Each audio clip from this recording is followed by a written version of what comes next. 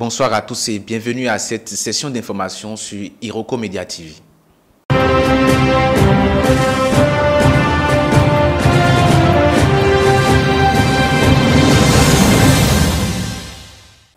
On prend la direction de la République démocratique du Congo. Le président Félix Tshisekedi a mis fin au suspense en dévoilant dans la nuit du 7 au 8 août 2025 la composition du nouveau gouvernement dirigé par la première ministre Judith Suminwa.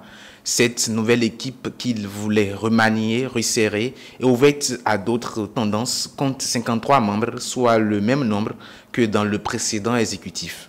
La grande surprise de cette annonce est le retour d'Adolphe Muzito, ancien Premier ministre sous Joseph Kabila, nommé cette fois au poste de vice-premier ministre en charge du budget. Il retourne aux affaires après 13 ans d'absence. En Centrafrique, à présent, l'autorité nationale des élections a dévoilé le mardi 5 août 2025 le chronogramme en vue des scrutins de fin d'année. Le premier tour de la présidentielle, celui des législatives, ainsi que les élections municipales et régionales auront bien lieu le 28 décembre. Cependant, le cycle électoral s'étirera jusqu'au mois de juin. La phase opérationnelle a déjà débuté malgré les nombreuses inquiétudes concernant la capacité de l'ANE à organiser ce quadruple scrutin dans de bonnes conditions. On prend la direction à présent de la Guinée-Bissau où le président a limogé ce 7 août 2025 le gouvernement de Rui Douate Barros sans donner de raison officielle et ce, à moins de 4 mois des élections générales. Des élections normalement prévues le 23 novembre, une présidentielle et des législatives.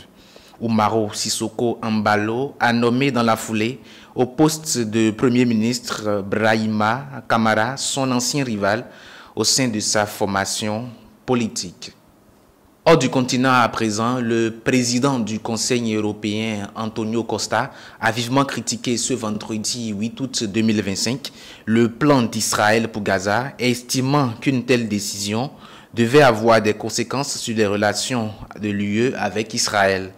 La situation à Gaza reste dramatique et la décision du gouvernement israélien ne sera que l'aggraver davantage, a déploré le dirigeant qui préside l'institution réunissant les chefs d'État et de gouvernement de l'UE sur le réseau social INS. Ainsi prend fin cette randonnée informative. Merci à tous de l'avoir suivi et à très vite.